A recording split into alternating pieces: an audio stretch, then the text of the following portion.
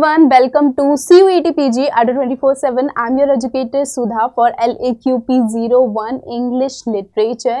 तो आज की ये वीडियो मेरे सभी CUET PG इंग्लिश एस्पिरेंट्स के लिए बहुत इंपॉर्टेंट होने वाली है, बिकॉज आज की इस वीडियो के अंदर मैं आप लोगों को ब्रिटिश क्रोनोलॉजी समझाने वाली हूँ। आई नो आप लोगों को बहुत सारी कंफ्यूजन होगी ब्रिटिश क्रोनोलॉजी से रिलेटेड, क्योंकि ये है ही कुछ इतनी ज़्यादा कंफ्यूजिंग। हमें समझ में ही नहीं आता कि कौन सी एज के बाद कौन सी एज आई, कब जकोबियन, कब ऑगस्टन, और क्या है नियो क्लासिकल, कैरोलाइन एज। ऐसा लगता है ना कि सब कुछ सेम सा है, बहुत सारी कंफ्यूजन होती है। तो आज की इस वीडियो के बाद आपकी ये सारी की सारी कंफ्यूजन क्लियर होने वाली है, एंड उसके बाद आप लोगों को कभी भी ब्रिटिश क्रोनोलॉजी से रिलेटेड कोई भी कंफ्यूजन नहीं होगी। इसके साथ ही अगर आप CUET PG इंग्लिश लिटरेचर यानी कि LAQP 01 इस कोड पेपर की तैयारी कर रहे हैं, तब तो ये वीडियो आप लोगों के लिए बहुत इंपॉर्टेंट है, क्योंकि एग्जाम को क्रैक करने के लिए आप लोगों को पता होना चाहिए ब्रिटिश क्रोनोलॉजी के बारे में। एग्जाम में क्वेश्चंस पूछे जाते हैं कि इस एज के बाद कौन सी एज आई, like after what after Jacobean age and what after Augustus age. तो ये आप लोगों को पता होना चाहिए कौन सी एज के बाद कौन सी एज आई है इन क्रोनोलॉजी। तो इस वीडियो के अंदर मैं आप लोगों को क्रोनोलॉजी समझाऊंगी, तो फटाफट से इस वीडियो को स्टार्ट करते हैं। ओके, तो सबसे पहले तो आप लोगों को ये समझना होगा कि जो हमारी ब्रिटिश लिटरेचर है वो बेसिकली 3 पार्ट्स में डिवाइडेड है। पहला आ जाता है हमारा फर्स्ट फेज, जो कि हमारा ओल्ड इंग्लिश पीरियड है। कौन सा पीरियड है? ओल्ड इंग्लिश पीरियड है, यानी कि जब इंग्लिश लैंग्वेज को जस्ट स्टार्ट किया था लिखना, जस्ट इंग्लिश लैंग्वेज को स्टार्ट किया था लिखना, that is old English period. Old English period है। आफ्टर दैट हमारा आ जाता है middle English period. Middle English period यानी कि जो मिडल एजेस का जो पीरियड है, that is middle English period. Middle time पे कैसी इंग्लिश बोली जाती थी। And after that we have modern English period. Modern English जिसके अंदर हमारी कौन सी आ जाती हैं, हमारी आज के टाइम पर जो हम इंग्लिश लैंग्वेज बोल रहे हैं वो हमारी मॉडर्न इंग्लिश पीरियड में आ जाती है। तो हमारी पहले तो British history of British literature हमारी इन 3 फेजेस के अंदर डिवाइडेड है।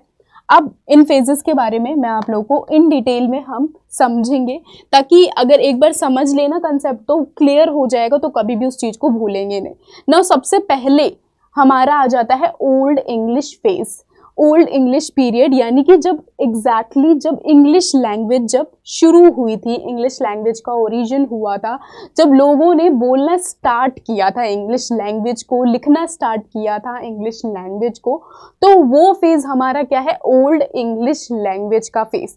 तो सबसे पहला पीरियड जहाँ पर इंग्लिश लैंग्वेज लोगों ने स्टार्ट की बोलना, वो आ जाता है हमारा Anglo Saxon period.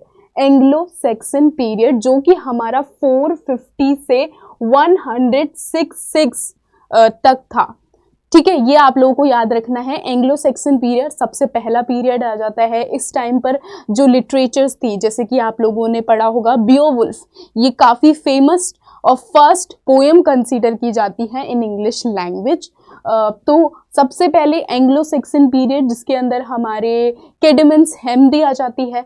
First poet consider किया जाता है कैडमन को, बियोवुल्फ हो गए। ऑल्दो बियोवुल्फ किसने लिखी है अभी तक राइटर अननोन है, एंड जो टाइटल है इस वर्क का टाइटल भी अननोन था, वो तो रिसर्चर ने पोएम के जो हीरो है उसके ऊपर इस पोएम का टाइटल दे दिया।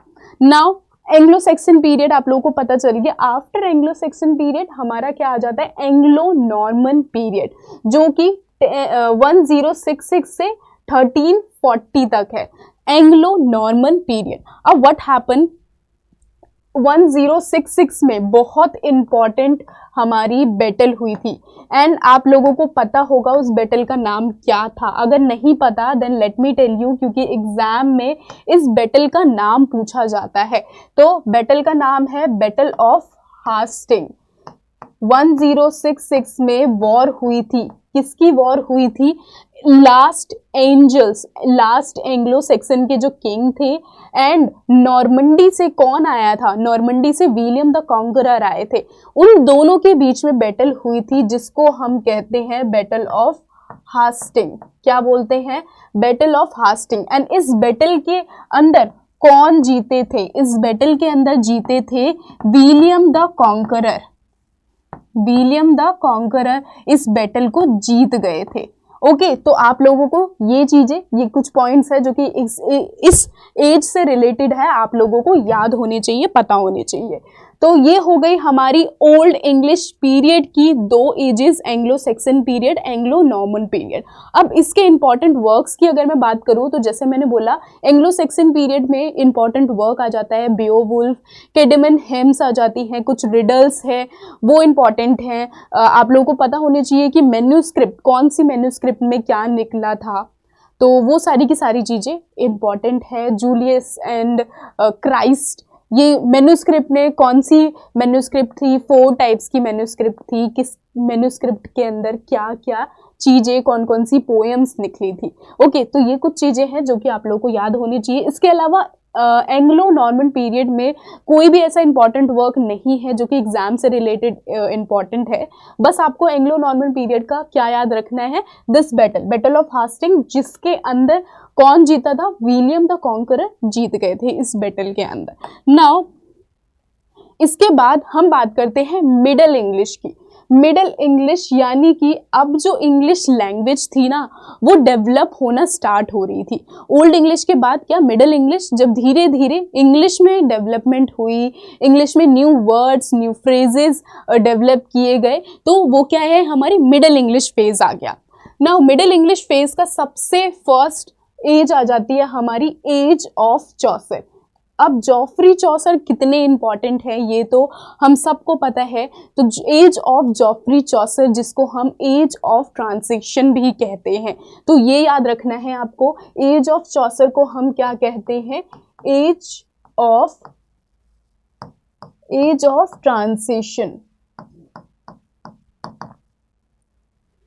ये आप लोगों को याद रखना है। इसके अलावा नेक्स्ट एज आफ्टर जॉफ्री चौसर आ जाती है हमारी एज ऑफ रिवाइवल, फ्रॉम 1400 से 1550 एज ऑफ रिवाइवल आ जाती है।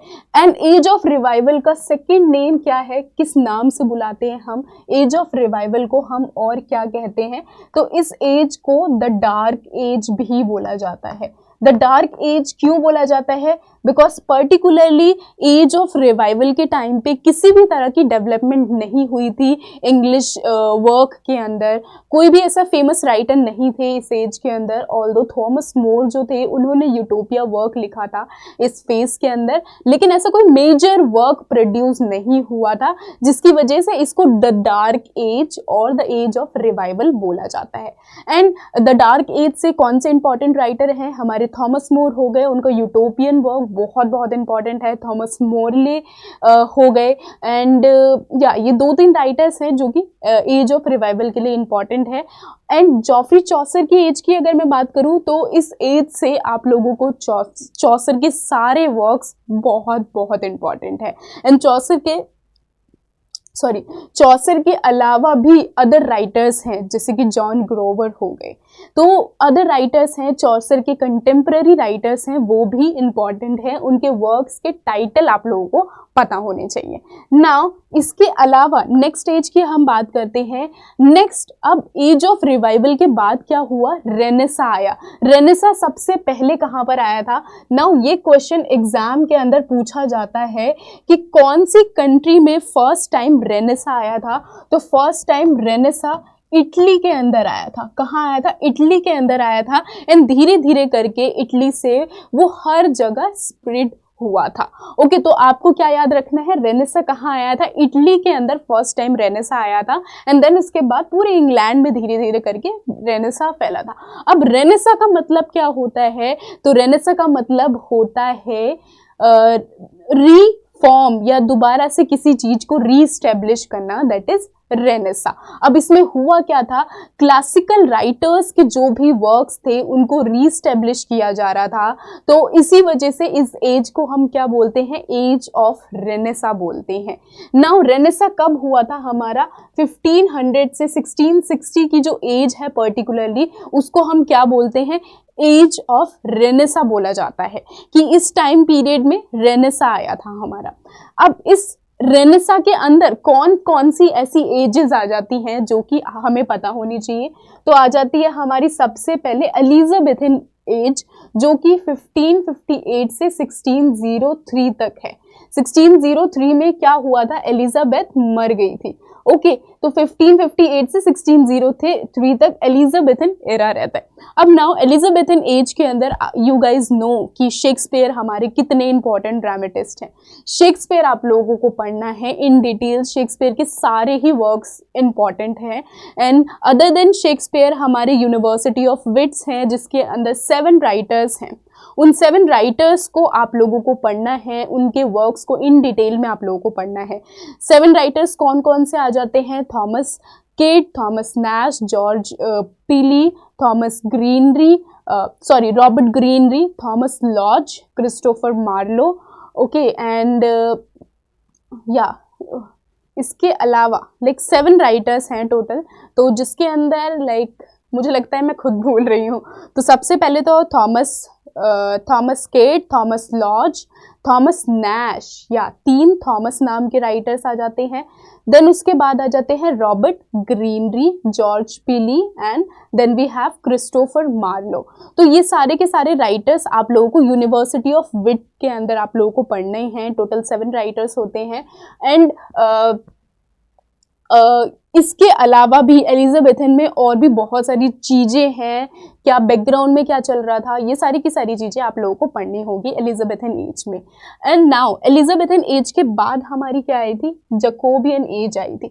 जकोबियन पीरियड कब से कब तक था, 1603 से 1625 तक जकोबियन पीरियड माना जाता है। जकोबियन एज में बेन जॉनसन, जकोबियन एज के जो मोस्ट इम्पॉर्टेंट राइटर अगर मैं बोलूँ तो मोस्ट इम्पॉर्टेंट राइटर आप लोगों को जो पढ़ने हैं दैट इज बेन जॉनसन को आप लोग स्किप नहीं कर सकते। Ben Jonson very very important. Jacobean age में आप लोगों को क्या करना है, बेन जॉनसन आप लोगों को करना है जकोबियन एज के अंदर। नाउ बेन जॉनसन के सारे ही वर्क्स बहुत बहुत इंपॉर्टेंट है। Epicoene, the silent women,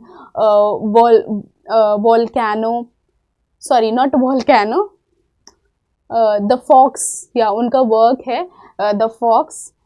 and इसके अलावा उनके पोएटेस्टर वर्क है, द वॉर ऑफ थ्रेटर्स आप लोगों को पता होनी चाहिए किन राइटर्स के बीच में हुई थी, क्या थी वॉर ऑफ थ्रेटर्स।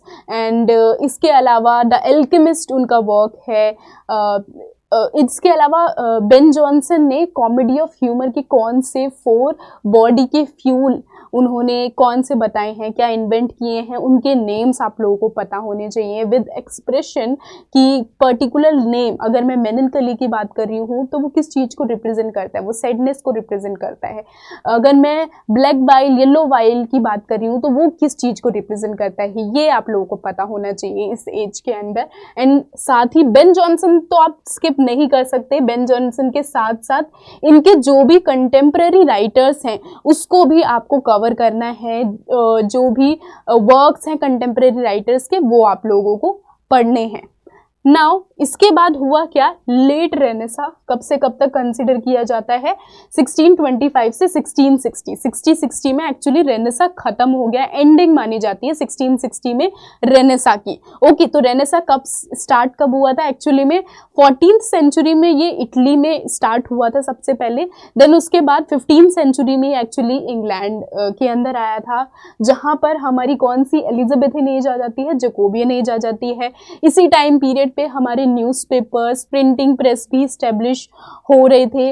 ओके, तो ये आप लोगों को याद रखना है, इनके इंपॉर्टेंट राइटर्स मैंने आप लोगों को बताए। नाउ इसके अलावा आफ्टर 1660 हमारी रेस्टोरेशन एज स्टार्ट होती है। रेस्टोरेशन एज जो कि 1660 से 1700 तक ये पर्टिकुलर एज कंसिडर की जाती है। बेसिकली इस एज में हुआ क्या था, किंग का रेस्टोर हुआ था, साथ ही थिएटर का रेस्टोर हुआ था इन 1660। इसके अलावा इससे पहले हमारी कौन सी एज थी, तो इन 1649 से 1660 तक हमारी age of John Milton consider की जाती है। किसकी age? Age of Milton. Age of Milton जिस टाइम पर ओलिवर क्रोमवेल इस टाइम पर लाइक किंग थे ओलिवर क्रोमवेल, तो एज ऑफ मिल्टन 1649 से 1660 कंसीडर की जाती है। सिविल वॉर कब से कब तक हुई थी? सिविल वॉर हुई थी 1642 से लेकर 1649। क्या हुई थी इस टाइम पर? इस टाइम पर सिविल वॉर हुई थी। ओके, तो ये रहा, सिविल वॉर हुई थी। सिविल वॉर 1642 से 1649, उसके बाद एज ऑफ जॉन मिल्टन 1649 से 1660, एंड आफ्टर 1660 हमारी द रेस्टोरेशन एज हमारी स्टार्ट हो जाती है। फ्रॉम 1660 से 1700 पर आकर ये रेस्टोरेशन एज आकर एंड होती है। रेस्टोरेशन एज के मोस्ट इंपॉर्टेंट राइटर आ जाते हैं जॉन ड्राइडन। ओके, तो वो आप लोगों को, जॉन ड्राइडन तो ऐसे हैं जिनको खत्म, मतलब कि आपको पढ़ना ही पढ़ना है, आप स्किप कर ही नहीं सकते हैं। जॉन ड्राइडन के अलावा भी बहुत सारे अदर इंपॉर्टेंट राइटर्स हैं, सब आपको पढ़ना है। Then we have Augustus age. Augustus age जिसको हम दूसरा क्या नाम, किस नाम से बुलाते हैं हम ऑगस्टस एज को, तो इसको हम नियो क्लासिकल एज भी बोलते हैं। नियो क्लासिकल एज क्यों बोलते हैं इसको हम नियो क्लासिकल एज? बिकॉज इस टाइम पीरियड पे जो राइटर्स थे they started copying the classical writers, तो इस वजह से हम इसको न्यू क्लासिकल एज बोल रहे हैं, क्योंकि क्लासिकल वर्क को दोबारा न्यू काइंड से उनको इमिटेट करके पब्लिश करना, तो that is this age is called new classical age. And why this age is called Augustus age? Because जो राइटर्स थे वो जिन क्लासिकल वर्क्स को कॉपी कर रहे थे वो ऑगस्टस एज के और किंग ऑगस्टस के टाइम पीरियड से बिलोंग करते थे, तो इस वजह से इनको ऑगस्टस एज या ऑगस्टस राइटर्स बोला जाता था। एंड ऑगस्टस ये किसने बोला था? ये अलेक्जेंडर पोप ने ये बोला था, ठीक है, कि जो ग्रेट राइटर हैं उनको कॉपी कर रहे हैं हम, ग्रेट वर्क्स को इमिटेट कर रहे हैं, तो जिसकी वजह से जो उस टाइम पर किंग थे, जॉर्ज किंग थे, तो अलेक्जेंडर पोप ने किंग जॉर्ज को बोला था कि वो किंग ऑगस्टस की तरह है, जिसकी वजह से भी ये एक अनदर रीजन है जिसकी वजह से इस एज को ऑगस्टस एज बोला जाता है। नाउ ऑगस्टस एज के भी इंपॉर्टेंट राइटर हैं, most important writer Alexander pope आप लोगों को पढ़ना है, एज अ क्रिटिक उन्हें पढ़ना है एंड एज अ राइटर भी पढ़ना है। Okay, and after Augustus age हमारी क्या आ जाती है? रोमांटिक एज आ जाती है। कौन सी एज आ जाती है? रोमांटिक एज आ जाती है। रोमांटिक एज हमारी कब से कब तक? 1798 से 1837 तक हमारी रोमांटिक एज आ जाती है। रोमांटिक एज में आप लोगों को बेसिकली किसके ऊपर फोकस करना है? You just have to focus on poets. जो भी पोएट्स हैं, जैसे कि हमारे फेमस पोइट विलियम ब्लेक, उनके वर्क्स को स्किप नहीं करना, उनके वर्क्स को इन डिटेल में नहीं पढ़ना, आपको just songs of innocence, songs of experience, इनके अंदर कौन कौन से पोएम के कलेक्शन है ये आप लोगों को पता होने चाहिए। अदर वर्क्स हैं, marriage of hell and heaven, तो अदर वर्क्स भी हैं उनके, तो वो आप लोगों को पढ़ने हैं। इसके अलावा आप लोगों को क्या, जो 3 जनरेशन ऑफ पोएट्स, ठीक है, 3 जनरेशन ऑफ रोमांटिक पोएट्स जो बोले जाते हैं, जिसके अंदर हमारे जॉन कीट्स, लॉर्ड बैरन, पीबी शेले, ये बहुत सारे राइटर्स, रॉबर्ट साउदे, लॉर्ड बैरन, जितने भी अलग अलग एजेस के राइटर्स हैं, रोमांटिक पोएट्स हैं, तो वो आपको जनरेशन से, फर्स्ट जनरेशन में कौन से थे, second generation and third generation, ये आप लोगों को पता होने चाहिए। उनके वर्क्स भी काफ़ी इंपॉर्टेंट है। तो रोमांटिक एज से आप लोगों को सबसे पहले तो पोएट्स एंड उन पोएट्स की जो भी पोएट्रीज है, वो आपके एग्जाम के लिए बहुत बहुत इंपॉर्टेंट है, ये आपको पता होनी चाहिए। आफ्टर रोमांटिक एज हमारी क्या आ जाती है, विक्टोरियन एज आ जाती है फ्रॉम 1837 से 1901। 1837 द टाइम जब जो विक्टोरिया थी वो इंग्लैंड की क्वीन बन गई थी। ओके, तो 1837 से 1901 में उनकी डेथ हो गई थी।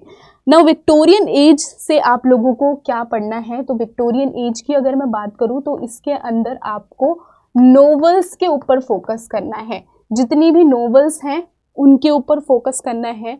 बहुत सारी नोवेल्स हैं, इसके अलावा आपको मिल जाएंगे न्यूज़पेपर्स। न्यूज़पेपर्स के नाम आपको पता होने चाहिए। ओके, न्यूज़पेपर्स के नाम आपको,